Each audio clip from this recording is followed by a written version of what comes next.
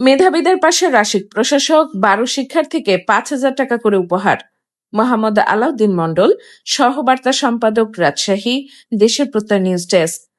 রাজশাহী মহানগরের বুধপাড়া আলিম মাদ্রাসার বৃত্তিপ্রাপ্ত 12 জন কৃতি শিক্ষার্থীকে ব্যক্তিগত উদ্যোগে নগদ অর্থ উপহার প্রদান করেছেন রাজশাহী সিটি কর্পোরেশনের মাননীয় প্রশাসক জনাব মোহাম্মদ মাহফুজুর রহমান রিটন মহোদয়।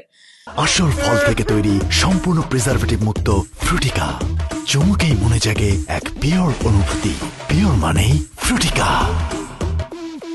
শিক্ষার্থীদের অর্জনের স্বীকৃতি এবং ভবিষ্যতে আরও ভালো ফলাফলে উৎসাহিত করার লক্ষ্যে তিনি এ আর্থিক সহায়তা প্রদান করেন।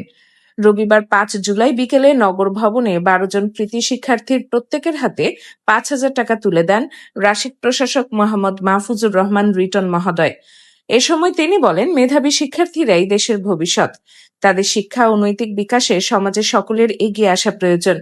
শিক্ষার্থীদের প্রতি আন্তরিক যত্ন ও উৎসাহ তাদের বড় স্বপ্ন বাস্তবায়নে গুরুত্বপূর্ণ ভূমিকা রাখে। তিনি বৃত্তিপ্রাপ্ত শিক্ষার্থীদের অভিনন্দন জানিয়ে নিষ্ঠা, অধ্যবসায় ও দেশপ্রেমের সঙ্গে পড়াশোনা চালিয়ে যাওয়ার আহ্বান জানান এবং তাদের উজ্জ্বল ভবিষ্যৎ কামনা করেন।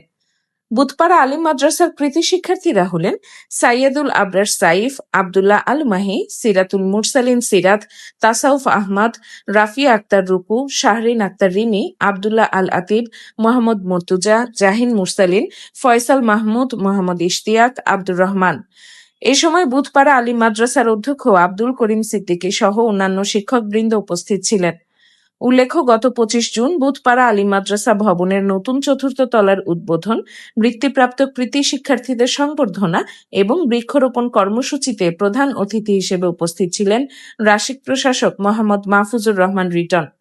অনুষ্ঠানে তিনি কৃতি 12 শিক্ষার্থীকে ব্যক্তিগতভাবে উপহার প্রদানের প্রতিশ্রুতি দেন। আজকে সেই প্রতিশ্রুতির বাস্তবায়ন করলেন রাশিক প্রশাসক।